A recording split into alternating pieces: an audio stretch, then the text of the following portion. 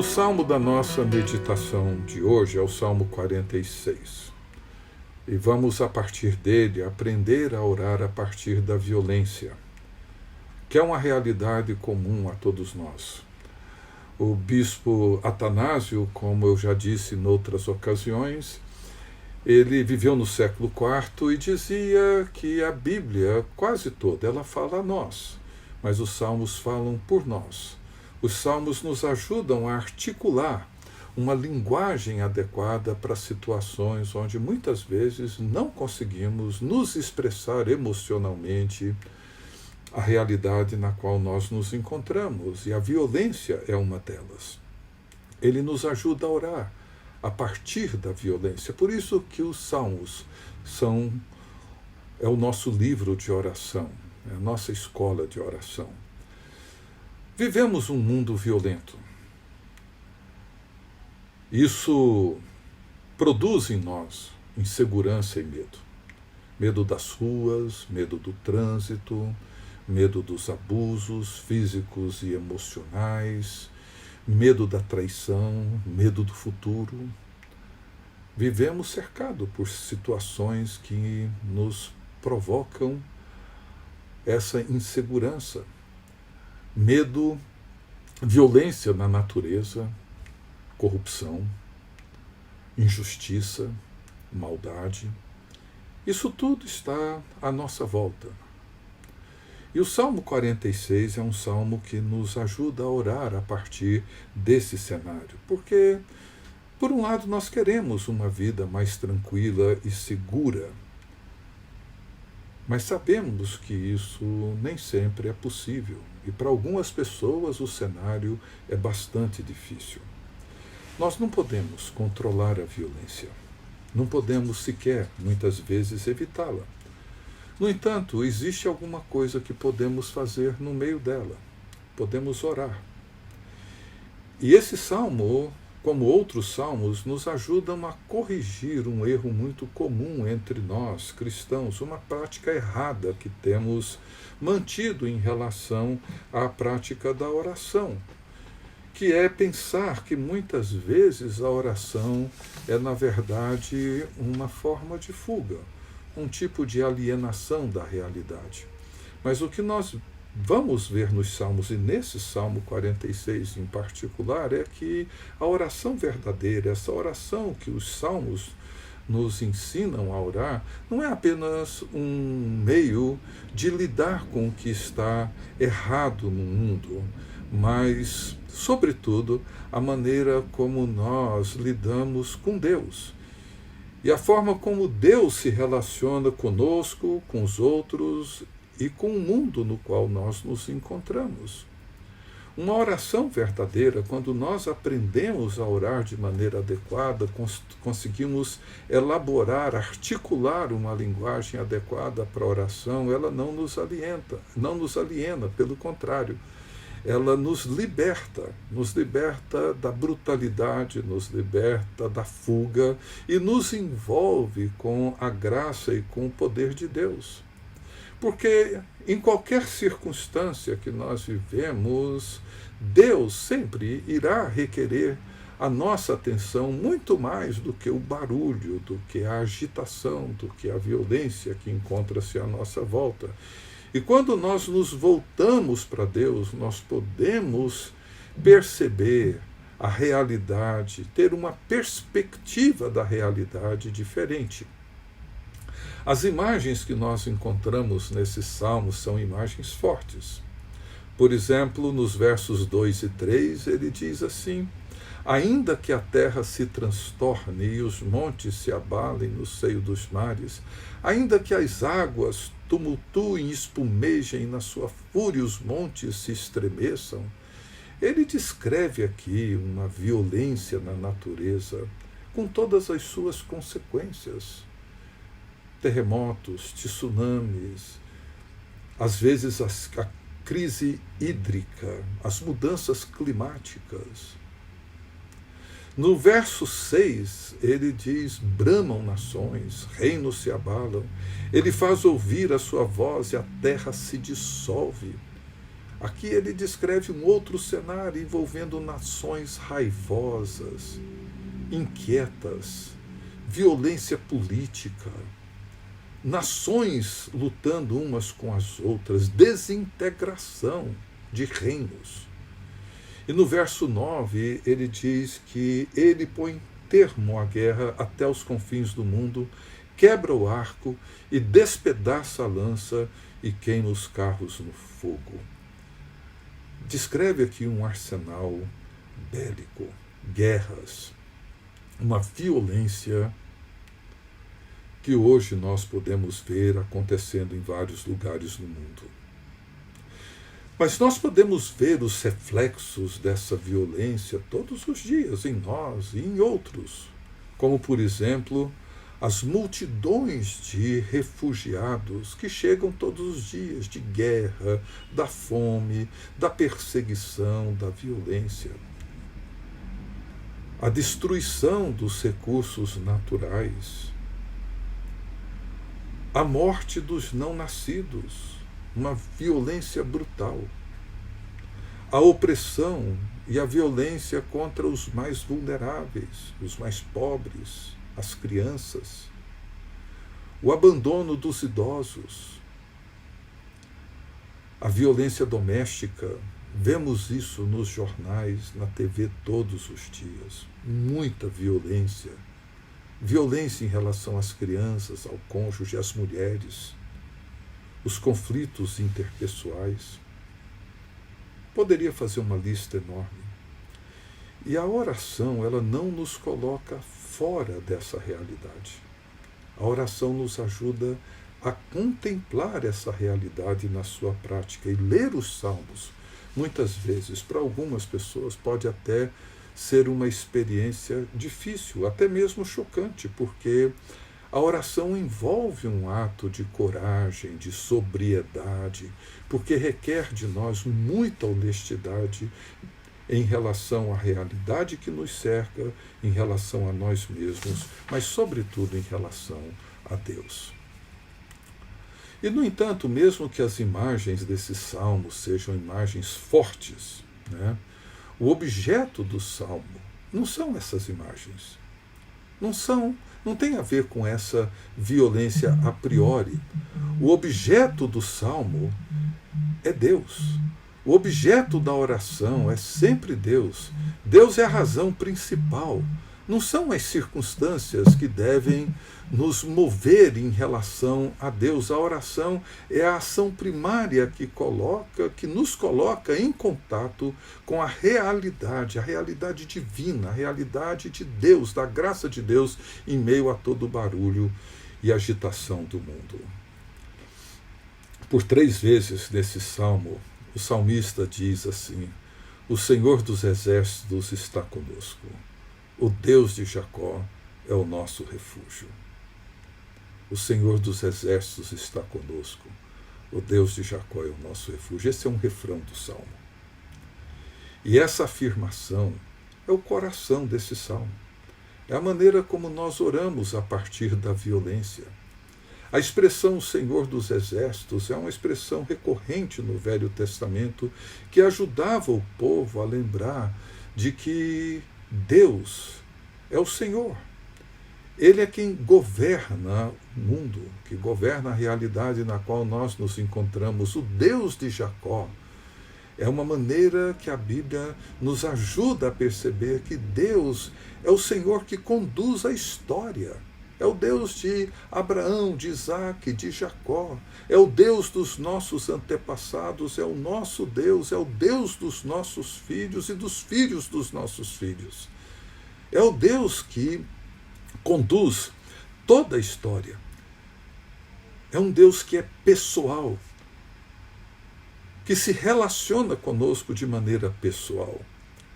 Então, essa afirmação sobre Deus nos leva a uma outra imagem que nos encoraja, que nos incentiva a orar no meio desse cenário muitas vezes violento. Essa imagem nos é apresentada nos versos 4 e 5, quando ele diz assim: há um rio cujas correntes alegram a cidade de Deus, o santuário das moradas do Altíssimo. Deus está no meio dela, jamais será abalada. Deus a ajudará desde antemanhã. São duas imagens que nós encontramos na Bíblia.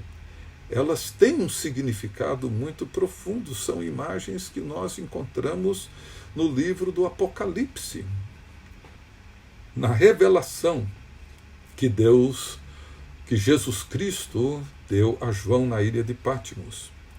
Ou seja, em contraste com a atmosfera da violência, que constitui muitas vezes o cenário dentro do qual nós nos encontramos e no meio do qual aprendemos a orar, a cidade de Deus, ela constitui num espaço onde Deus age e realiza o seu propósito. O caos simboliza a violência. A cidade de Deus, ela simboliza a vida ordenada, a vida segura. Apesar de toda a insegurança que muitas vezes nos vemos enfrentando no mundo, a cidade de Deus, ela é segura. E essa imagem não é uma imagem futurista, não é uma imagem simplesmente escatológica, é uma realidade presente. O reino de Deus encontra-se já presente em nós e entre nós. Deus habita nesse lugar, nessa cidade, nesse lugar onde Deus estabelece o seu reino e o seu controle. Deus não é um turista ocasional. Ele é parte, ele é cidadão, ele veio ao nosso encontro, ele habitou entre nós, ele habita entre nós. Existe uma cidade de Deus no mesmo mundo onde vivemos em meio à violência. Essa é a imagem lá do final do Apocalipse, a Nova Jerusalém que desce do céu. Ela vem, ela se estabelece aqui dentro do mundo no qual nós vivemos, portanto não precisamos fugir para nenhum lugar calmo, tranquilo, para nenhuma ilha deserta, para nenhuma fazenda solitária, não. E dentro dessa cidade flui um rio, corre um rio. A água e vida na cidade de Deus. Essa imagem é a imagem que Jesus usa, a imagem da água. Para o povo que vivia no deserto, a água simbolizava vida. E a afirmação que surge nessa oração em meio à violência, que é uma afirmação impressionante, é quando ele diz: jamais será abalada. Esse verbo é usado no verso 2 e no verso 6. As montanhas caem, reinos também, mas a cidade de Deus não. Olhamos para a história, impérios caíram, reis desabaram, mas o mundo de Deus, ele permanece seguro. E essa cidade de Deus, ela é segura, e esse rio que flui nessa cidade atende toda a demanda da nossa saciedade, não é porque essa cidade é inviolável, mas porque ela é a esfera, o espaço, o ambiente, a atmosfera na qual Deus age. Deus ajuda. Deus é socorro bem presente, como diz outro salmo. Há uma história, uma longa e belíssima história de ajuda, de socorro. Nós podemos buscar na nossa memória anos, séculos de história, de ajuda e de socorro de Deus. Podemos olhar para o passado e ver como que ele tem socorrido, abençoado e ajudado o seu povo. A cidade de Deus, ela é real. Pode não ser, muitas vezes, visível, mas é real. A verdade, a justiça de Deus, a bondade de Deus, a misericórdia de Deus, nem sempre ela é percebida, vista por nós. Não porque ela seja irreal, uma ilusão. Não. É porque muitas vezes olhamos para a direção errada. Olhamos de maneira inadequada. 2 mandamentos nos conduzem do mundo pequeno, muitas vezes dominados pelo nosso medo e pela nossa insegurança, para essa grande realidade para dentro da qual Deus nos convida.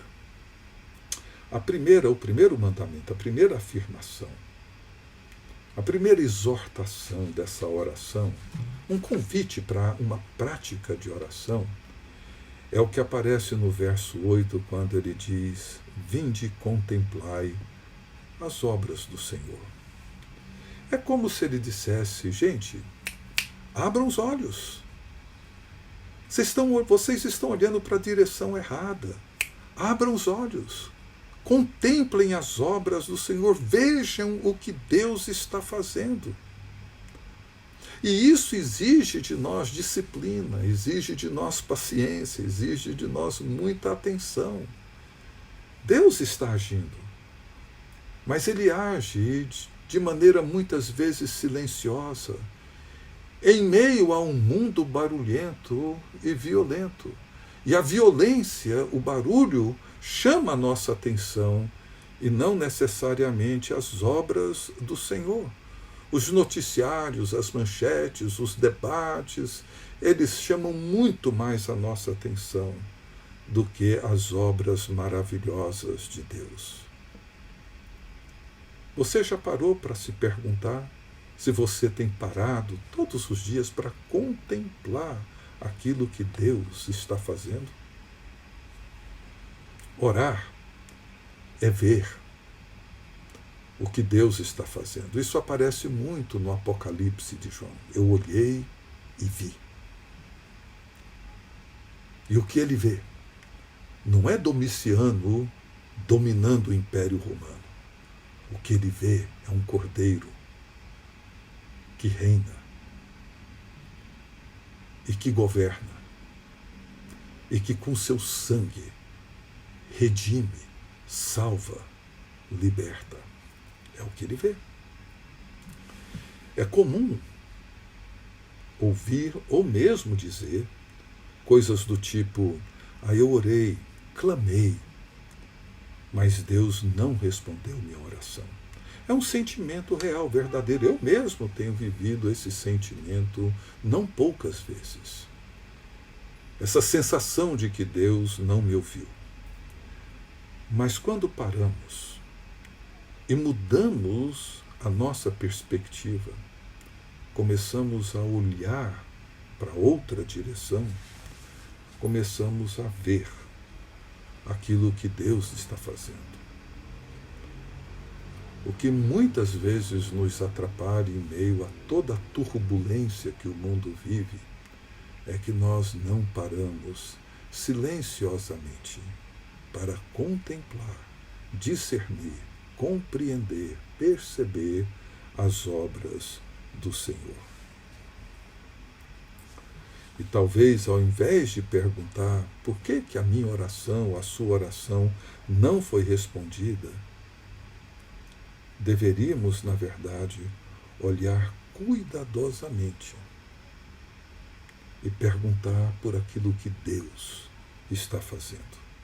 A oração nos oferece uma nova maneira de perceber a realidade.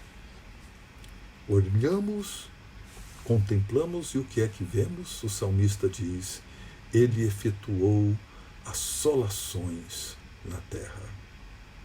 Quem não ora depende das notícias dos jornais para entender o mundo. Mas quem ora? E quem ora com a linguagem correta e adequada começa a ver a ação de Deus em todo lugar. Vemos que ele põe termo à guerra, quebra o arco, despedaça a lança, queima carros no fogo, Deus está engajado na luta contra a violência. Deus está presente.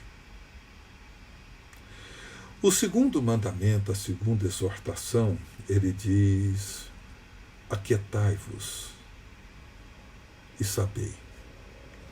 Aquietai-vos e sabei que eu sou Deus.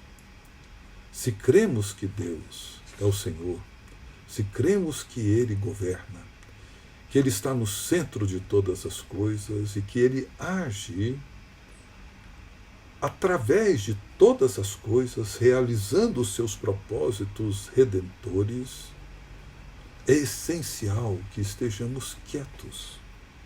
É essencial que não sejamos absorvidos pela inquietação do mundo e da cultura. Se cremos que Deus conduz a história para o fim que Ele mesmo determinou, para a Nova Jerusalém, para essa cidade que desce do céu, nós precisamos aprender a parar, aquietar, silenciar e compreender o que Ele está fazendo.